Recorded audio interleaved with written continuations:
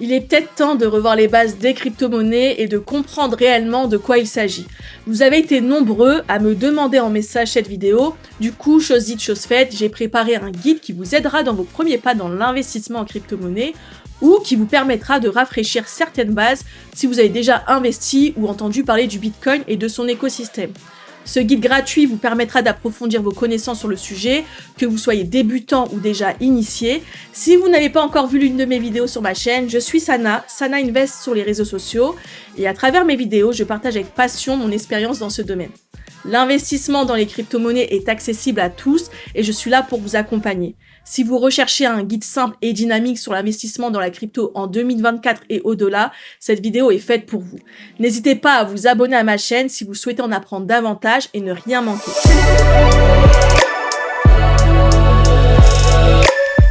La vidéo peut sembler longue, alors n'hésitez pas à naviguer dans les chapitres pour revoir les passages qui vous intéressent. En plus, je vous offre ce guide que vous pouvez télécharger et l'utiliser gratuitement. Il vous suffit de vous abonner à ma newsletter et à ma chaîne pour la recevoir. Et maintenant que vous êtes bien installés, nous pouvons commencer. Donc commençons par l'introduction, chapitre 1, l'importance d'apprendre les crypto-monnaies. En 2024, investir du temps et des efforts dans la compréhension des crypto-monnaies est essentiel.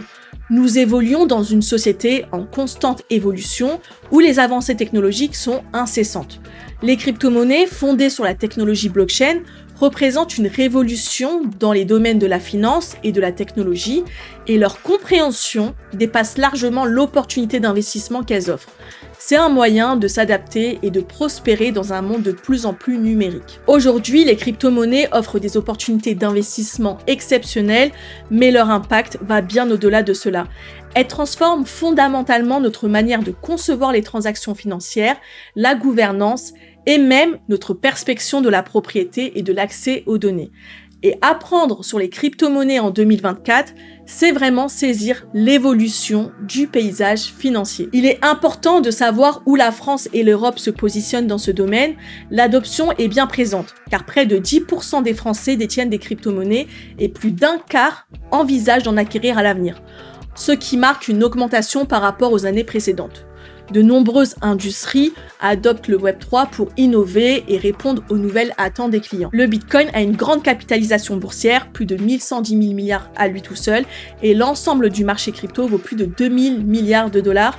Et donc, le Bitcoin rivalise avec les plus grandes entreprises, ce qui change la façon dont nous voyons la finance et la technologie. Maintenant que nous avons abordé l'importance de s'intéresser aux crypto-monnaies et où nous en sommes en termes d'adoption, il est temps de passer aux bases. Les crypto-monnaies, telles que le Bitcoin et Ethereum, sont des monnaies numériques qui fonctionnent sur des réseaux décentralisés. Contrairement aux monnaies traditionnelles émises et réglementées par les banques centrales, les crypto-monnaies utilisent la technologie de la blockchain pour sécuriser et vérifier les transactions de manière transparente et fiable. Cette décentralisation signifie que les crypto-monnaies ne sont pas soumises au contrôle d'une autorité centrale qui offre ainsi une alternative au système financier traditionnel.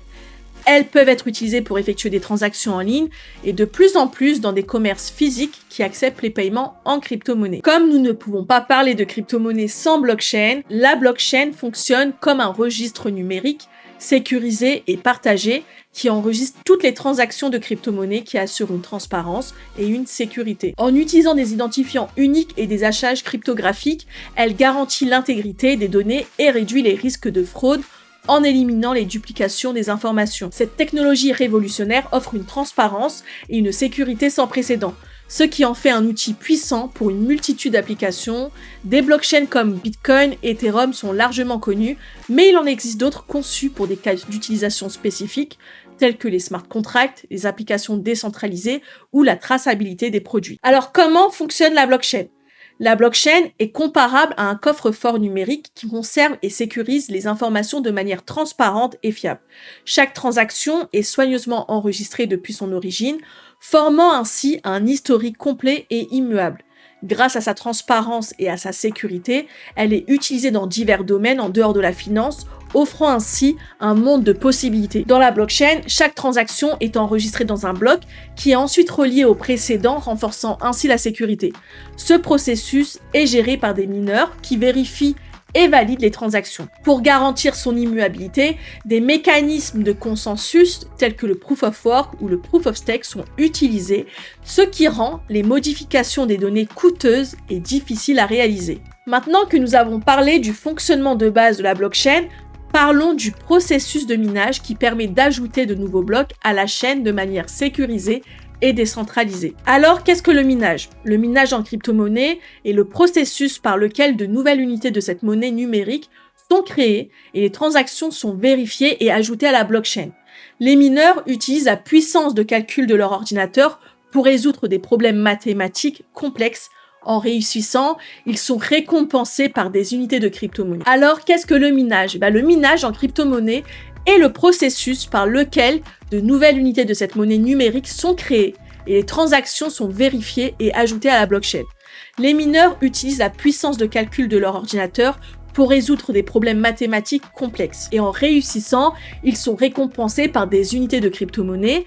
Le minage est essentiel pour sécuriser et maintenir le réseau de crypto-monnaies, ainsi que pour émettre de nouvelles unités de monnaie dans le cadre de systèmes comme le Bitcoin. Il existe deux principaux types de minage, le Proof of Work et le Proof of Stake. Pour le Proof of Work, les mineurs résolvent des problèmes mathématiques complexes pour valider de nouvelles transactions et les ajouter à la blockchain. En récompense de leur travail, les mineurs reçoivent des crypto-monnaies. Et pour le Proof of Stake, les mineurs sont récompensés pour leur participation en verrouillant leur avoir en crypto-monnaie. En engageant leurs jetons dans le protocole de la crypto-monnaie, ils reçoivent une récompense en crypto-monnaie. Les mineurs sont sélectionnés pour valider les blocs en fonction de la quantité de crypto-monnaie qu'ils ont engagée. J'espère que je t'ai pas perdu, j'essaie de rendre les choses simples et pense à t'abonner à ma chaîne et à me suivre sur les réseaux sociaux pour soutenir mon travail, ça me fera plaisir. Maintenant, quels sont les avantages et les inconvénients du Proof of Work et le Proof of Stake? Alors commençons par le Proof of Work. Le Proof of Work assure une sécurité solide en rendant les attaques coûteuses et difficiles. Les mineurs résolvent des problèmes mathématiques complexes pour valider les transactions. Il favorise également la décentralisation en permettant à quiconque disposant de la puissance de calcul nécessaire à participer au réseau. Avec son succès prouvé dans des blockchains comme le Bitcoin, le Proof of Work offre la fiabilité et l'expérience dans ce domaine. Mais il a également des défauts. Il utilise beaucoup d'énergie pour ses calculs intensifs, ce qui pose des problèmes pour l'environnement et provoque des débats entre les gouvernements, et le matériel spécialisé nécessaire le rend difficile d'accès pour les nouveaux mineurs, risquant de favoriser une centralisation parmi les plus riches. Contrairement au Proof of Stake qui est plus respectueux de l'environnement, car il ne nécessite pas de calcul énergivore, ce qui rend plus économe en énergie. Il nécessite moins d'équipements coûteux, ce qui le rend plus accessible pour participer au réseau, et le Proof of Stake réduit le risque de centralisation en donnant le pouvoir aux détenteurs de crypto-monnaies. Sa sécurité peut sembler moins robuste car elle repose sur la confiance envers des validateurs sélectionnés. Il y a un risque d'inégalité car le Proof of Stake donne le pouvoir aux gros détenteurs de crypto-monnaies, ce qui pourrait centraliser le contrôle du réseau. Certains critiquent et craignent également que le Proof of Stake soit moins décentralisé que le Proof of Work car il favorise les gros détenteurs de crypto-monnaies. Si on résume, le Proof of Work et le Proof of Stake ont leurs mérites et leurs inconvénients, et le choix entre les deux dépend des objectifs spécifiques et des exigences du projet blockchain. On le sait que les personnes intéressées par les crypto-monnaies sont sans doute présentes pour la technologie, mais principalement pour l'argent. En crypto-monnaie, la méthode la plus simple pour gagner de l'argent est similaire à celle utilisée en bourse. Acheter un actif et le revendre lorsque vous faites un profit. C'est une stratégie courante qui repose sur l'appréciation de la valeur de l'actif. C'est aussi la méthode par laquelle j'ai commencé et c'est celle que je continue d'utiliser. Mais il existe d'autres moyens pour profiter des opportunités comme le stacking de crypto-monnaies. Le stacking de crypto-monnaies est une autre méthode pour générer des revenus passifs en bloquant une partie de votre crypto-monnaie dans un portefeuille pour soutenir les opérations du réseau. Vous pouvez gagner des récompenses. Les plateformes d'échange facilitent ce processus, vous permettant de stacker vos crypto-monnaies via vos plateformes d'échange. Le taux de récompense varie selon les plateformes, alors choisissez celle qui vous convient le mieux. J'ai réalisé une vidéo pour vous aider à comprendre et à choisir la meilleure plateforme, et je vous en parlerai un peu plus tard. Nous avons également abordé le minage de crypto-monnaies précédemment. Et le minage est une activité où vous utilisez la puissance de calcul pour valider les transactions et sécuriser un réseau blockchain. principalement dans des systèmes de proof of work comme le Bitcoin. Et en minant du Bitcoin, on en gagne et vous pouvez le revendre. Et on a également la DeFi, la finance décentralisée, qui offre divers services financiers sur des blockchains. Les activités telles que le prêt de crypto-monnaies, le trading de dérivés, qui sont effectivement disponibles dans l'écosystème DeFi avec des avantages tels que la rapidité et la réduction des formalités administratives. Et enfin, les airdrops qui sont des distributions gratuites de crypto-monnaies effectuées par certains projets pour promouvoir leur adoption ou récompenser les détenteurs de certaines crypto-monnaies. Et certains airdrops peuvent vous rapporter gros, c'est un aspect qu'il ne faut pas négliger dans l'écosystème. Ce sont les principales façons de gagner de l'argent en crypto-monnaie. En ce qui me concerne, j'utilise tous les points mentionnés à l'exception du minage. C'est bien de montrer l'aspect positif en crypto-monnaie, mais investir dans les crypto-monnaies comporte des risques à ne pas négliger. C'est pour ça qu'il vaut mieux être averti avant de se lancer. Donc je vous ai présenté ici les principaux risques dans la crypto-monnaie, notamment par rapport à la volatilité. Donc les prix de crypto-monnaies peuvent fluctuer considérablement, donc vous savez, les crypto-monnaies sont très volatiles et leurs marchés sont hautement spéculatifs. Le stacking de crypto-monnaies, quand vos fonds sont stackés pendant un certain temps, vous ne pouvez pas les trader au meilleur prix et peut-être que la crypto perdra de sa valeur. Ensuite, le minage de crypto-monnaies, on en a parlé, coût du matériel, de l'électricité, forte concurrence, etc. Aussi, dans la DeFi, il y a des risques, les attaques de pirates informatiques, la volatilité des prix des actifs numériques et les risques réglementaires. En ce qui concerne les risques réglementaires, en ce moment, vous savez qu'il y a les gouvernements qui peuvent imposer des réglementations plus strictes à l'avenir, rendant plus difficile l'achat et la vente et l'utilisation des crypto-monnaies. On a également le risque de sécurité. Les crypto-monnaies sont stockées dans des portefeuilles numériques qui peuvent être vulnérables au piratage.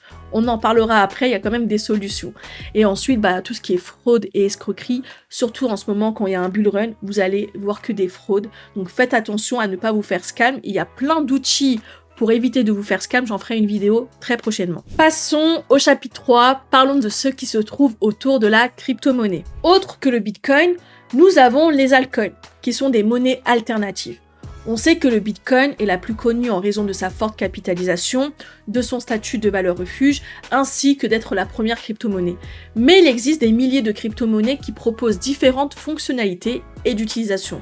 Les principales ayant les plus fortes capitalisations sont l'Ethereum, Binance Coin, le Solana, Ripple et Cardano. Ensuite, nous avons les stablecoins, qui sont importants dans l'écosystème car ils ne sont pas volatiles et sont principalement adossés au dollar.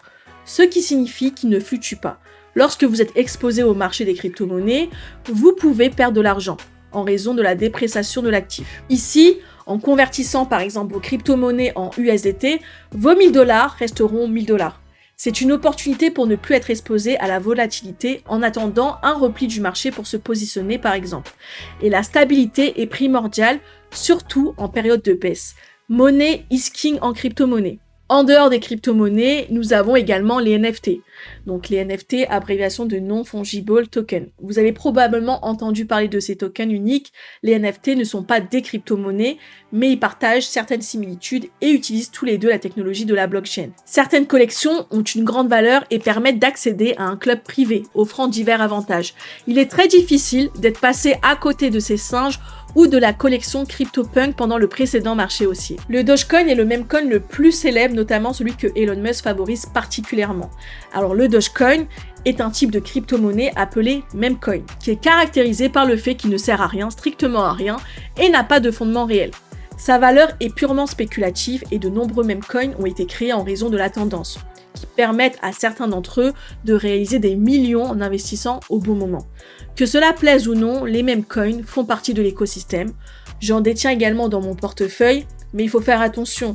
Je ne vais pas chercher la prochaine crypto meme coin pépite qui explosera car dans 99% des cas, ce sont des arnaques et la plupart sont principalement représentés par des chiens, des chats et beaucoup d'autres animaux. Il est important, avant d'investir dans une crypto-monnaie, c'est de comprendre que les narratifs influencent et peuvent avoir un impact significatif sur l'ensemble des prix des crypto-monnaies liés à un narratif particulier.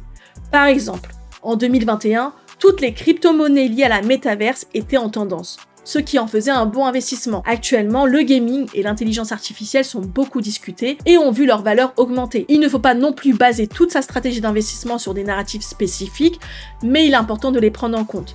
Si vous suivez un peu l'actualité et les tendances, vous avez sûrement vu que toutes les cryptos basées sur le narratif de l'intelligence artificielle ont vu leur prix s'envoler. Passons au chapitre 4, les diverses méthodes d'achat de crypto-monnaies. Comment acheter de la crypto-monnaie simplement? Il existe deux types d'échanges de crypto-monnaies. On a les échanges centralisés et les échanges décentralisés. Pour ceux qui ne savent pas, une plateforme d'échange de crypto-monnaies, c'est un lieu où les acheteurs et les vendeurs peuvent échanger des crypto-monnaies. Ces plateformes fonctionnent de la même manière que les bourses traditionnelles, mais traitent spécifiquement les devises numériques au lieu des actions. Voilà la différence. Si vous souhaitez en savoir un peu plus sur les plateformes d'échange, une vidéo est disponible sur ma chaîne. Selon les plateformes d'échange, vous trouverez des fonctionnalités supplémentaires et des frais différents. Alors certaines plateformes sont beaucoup plus complètes que d'autres, et si cela t'intéresse, une vidéo est disponible sur le sujet pour en savoir plus sur ma chaîne. J'ai ajouté ici un QR code. En vous inscrivant via mon lien, vous pouvez obtenir des bonus supplémentaires, alors n'hésitez pas. Sinon, pour d'autres plateformes d'échange offrant également des bonus, vous pouvez les retrouver dans la barre d'informations. Mais allez faire un tour sur la vidéo dédiée, ça peut vous donner plus d'informations. Pour être pleinement propriétaire de vos crypto-monnaies, vous devez posséder un portefeuille personnel contenant des clés privées qui représentent votre identifiant numérique unique. On utilise souvent cette citation dans l'écosystème « Not your keys, not your coin ». Pour éviter de perdre vos fonds sur des échanges, même si aujourd'hui les plus grosses plateformes sont sérieuses et fiables, vaut mieux détenir un portefeuille en crypto-monnaie pour une sécurité supplémentaire, même si cela n'est pas en réalité obligatoire, mais recommandé. Et il existe différents types de portefeuilles avec leurs avantages et inconvénients, certains étant plus simples à utiliser que d'autres en fonction de leur type. Pour simplifier ça, je vous ai mis à disposition un tableau récapitulatif des différents types de portefeuilles disponibles. Je ne vais pas les passer en revue un par un, mais vous pouvez mettre pause, consulter ce document qui vous sera fourni en vous inscrivant à ma newsletter. Les deux plus communs, c'est les hot wallets, donc vous avez MetaMask ou Trust Wallet, et également les cold wallets, donc les plus connus, c'est Ledger et Trezor. Donc l'avantage d'un hot wallet, c'est que c'est gratuit, pratique pour les transactions fréquentes. L'inconvénient, c'est que c'est moins sécurisé car vulnérable aux cyberattaques. Et pour les cold wallets, l'avantage, c'est que les clés privées sont hors ligne et on a un haut niveau de sécurité. Et l'inconvénient, c'est que c'est coûteux à l'achat. Petit point sur mes recos pour maximiser la sécurité de mes crypto-monnaies, je stocke ça directement dans ma Ledger. Maintenant, quand je fais des transactions pour faire de l'achat-vente ou du trading, je conserve mes crypto-monnaies dans un hot wallet ou directement sur ma plateforme d'échange, mais j'essaye de maintenir le moins de crypto possible sur des plateformes d'échange ou dans des hot wallets, vraiment pour éviter toutes sortes de violations, de piratage ou autres. Donc faites attention à vos crypto-monnaies, pensez à sécuriser votre argent. On passe au chapitre suivant, focus sur la partie analyse en crypto-monnaie. Que ce soit en bourse ou en crypto-monnaie, nous avons deux principales approches d'analyse. L'analyse fondamentale et l'analyse technique. En crypto-monnaie, certains projets présentent de solides fondamentaux et méritent d'être étudiés attentivement, ce qui peut vous aider dans vos choix d'investissement. Il convient de noter que parmi la multitude de crypto-monnaies existantes, peu présentent des fondamentaux solides. Lors de l'analyse fondamentale, vous pouvez examiner plusieurs aspects tels que la technologie de la blockchain, la sécurité du réseau, le soutien de la communauté, l'utilité du projet et l'économie des tokens. Pour obtenir des informations détaillées, vous pouvez consulter le white paper disponible sur les sites des crypto-monnaies, ainsi que mener des recherches approfondies sur le projet et son potentiel de développement. Alors que l'analyse technique est une approche utilisée en trading pour anticiper l'évolution du cours d'un marché afin d'optimiser ses points d'entrée ou de sortie. L'analyse technique appliquée aux crypto-monnaies et aux actions est très similaire. Les traders dans ces deux domaines utilisent souvent les mêmes indicateurs techniques, modèles graphiques, logiciels de graphique et stratégies de trading. Faites attention avec le trading, si vous n'avez pas d'expérience, vous risquez de tout perdre, ce qui n'est pas le but. Formez-vous préalablement, c'est vraiment important. Passons au chapitre 6, alimenter son wallet de crypto-monnaie. Il est très important de se poser des bonnes questions avant d'investir dans la crypto-monnaie. Ça fonctionne de la même manière pour les actions. Chaque investisseur a des objectifs différents, des cibles différentes et un capital différent. Donc, posez-vous les bonnes questions. Il faut également savoir, avant d'investir en crypto-monnaie, qu'il y a des cycles en crypto et quelle méthode d'investissement vous souhaitez adopter.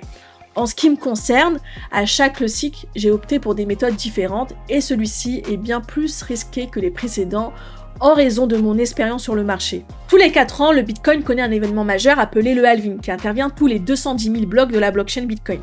Lors de chaque halving, la récompense en Bitcoin attribuée pour le minage de chaque bloc est réduite en 2. Donc pour le halving de 2024, prévu en avril, la récompense pour le minage d'un bloc sera réduite de moitié, donc passant de 6,25 Bitcoin à 3,125 Bitcoin. Donc, cette division pourrait théoriquement accroître la rareté du Bitcoin et potentiellement augmenter son prix. Historiquement, après chaque halving, nous observons un marché haussier de quelques mois, suivi d'un marché baissier. Bien que les événements passés ne se reproduisent pas nécessairement de la même manière, il est difficile de ne pas remarquer cette tendance qui se répète à chaque fois. Donc, il est préférable d'éviter d'investir au sommet du marché haussier, ce qui est évident pour ne pas risquer de tout perdre. Depuis 2017, j'ai remarqué ces cycles où les prix du Bitcoin augmentent dès que le halving se produit. Cependant, il est important de noter que la situation pourrait évoluer avec l'entrée en jeu des grandes institutions financières. Parce que ces institutions financières apportent une nouvelle dynamique au marché du Bitcoin, ce qui pourrait potentiellement changer les schémas observés jusqu'à présent. Donc, cette entrée en jeu des grandes institutions financières pourrait entraîner une adoption plus large du marché, ce qui pourrait augmenter ainsi la liquidité et potentiellement conduire à une hausse exponentielle des prix pendant ce marché haussier. Voilà comment se compose un cycle. Principalement, il se compose en 4 phases. On a la phase d'accumulation, et c'est celle-ci où il ne se passe pas grand-chose. Les prix se figent, il n'y a pas de volatilité, mais c'est à ce moment-là où l'on peut acheter des cryptos au meilleur prix. Ensuite, on a la meilleure phase, la phase haussière, le bull run, qui est pour moi la meilleure phase pour ceux qui ont traversé la phase d'accumulation, car toutes nos crypto-monnaies s'envolent et nous récoltons les fruits de notre patience. Il est important de se préparer à cette phase car elle passe très rapidement, suscitant beaucoup de FOMO. Tout le monde en parle et cela peut nuire à notre concentration pour tirer le meilleur parti de cette période. Ensuite, on a la phase de distribution qui fait référence à une tendance baissière où l'actif est vendu avec des sommets de moins en moins élevés et des creux de plus en plus bas. Pendant cette période, il est difficile de savoir si c'est la fin et nous avons tendance à prendre de mauvaises décisions. C'est pourquoi je vous invite à vous préparer ensemble sur ma chaîne pour éviter de tomber dans le piège et n'oubliez pas de vous abonner. Et ensuite, il y a la période qu'on vient tous de quitter, le marché baissier, le bear market. Et pour moi, nous nous situons ici, donc on vient de quitter la phase d'accumulation pour aller de l'avant, donc pour aller vers le bull run. La capitalisation boursière est un élément important à prendre en compte car elle reflète la popularité d'un projet et aspire souvent confiance en une crypto-monnaie. Que ce soit la tokenomique ou la capitalisation boursière, ces deux éléments sont à ne pas négliger lors de l'élaboration de votre plan stratégique. Les crypto-monnaies avec de fortes capitalisations sont généralement moins susceptibles d'être des arnaques ou de faire perdre tout votre argent, contrairement aux cryptos à faible capitalisation. Il ne faut pas se limiter uniquement aux cryptos à faible capitalisation, car même si elles peuvent offrir des opportunités de gains significatives, elles peuvent également dissimuler des arnaques, un désintérêt pour le projet ou suivre des tendances à très court terme, donc il faut vraiment se préparer psychologiquement pour ne pas faire n'importe quoi. Avoir un portefeuille diversifié qui comprend une variété de crypto-monnaies peut réduire les craintes et le stress, car vous êtes exposé à des cryptos ayant une valeur reconnue par le grand public. Cela permet également de minimiser les risques associés à la volatilité et aux éventuelles arnaques. Passons au dernier chapitre, les prochaines étapes. Alors, il est important d'aborder un sujet qui fâche, les impôts sur les crypto-monnaies. Je suis désolée, il fallait vraiment que je l'inclue dans cette présentation. En France, les bénéfices générés par les crypto-monnaies sont soumis à l'impôt à un taux de 30% et doivent être déclarés chaque année. Que vous ayez converti vos cryptos en monnaie traditionnelle ou que vous les avez conservés en stablecoin, vous êtes imposable uniquement sur les bénéfices réalisés lors de la conversion en monnaie traditionnelle. Mais si vous décidez de conserver vos crypto-monnaies sans convertir, donc vous n'êtes pas soumis à la flat tax de 30%. Pour faire simple, si vous échangez vos crypto-monnaies contre des euros, vous devez déclarer vos profits réalisés. Mais si vous conservez vos crypto-monnaies en stablecoin ou en crypto-monnaie, vous n'aurez pas à payer d'impôts même si vous réalisez de gros profits. Maintenant que tu as les bases pour te lancer en crypto-monnaie, voici les prochaines étapes à suivre. Ouvre un compte d'investissement en crypto-monnaie sur une plateforme réputée, celle de ton choix. Si tu peux soutenir ma chaîne en utilisant l'un des liens d'affiliés dans la description pour obtenir un bonus lors de l'inscription ou bien en scannant mon QR code ici. Bien évidemment, pour acheter des crypto-monnaies, il faut que tu alimentes ton compte en déposant des fonds depuis votre compte bancaire ou une autre source de financement. Pour améliorer tes compétences d'investisseur, effectue des recherches approfondies Élabore un plan de stratégie et diversifie tes investissements. Et des vidéos sur ma chaîne pour t'apprendre et à t'informer sur le monde de la crypto-monnaie et pour qu'on puisse se préparer ensemble à long terme et qu'on réussisse ensemble notre bull run. Enfin, rejoins la communauté Sana Invest en t'abonnant à tous mes réseaux sociaux et à ma newsletter. Tu y trouveras des conseils et des informations utiles pour t'aider dans ton parcours d'investisseur. J'espère que ce guide te servira dans ton parcours d'investisseur. Et nous, on se retrouve bientôt sur ma chaîne pour une prochaine vidéo. À bientôt.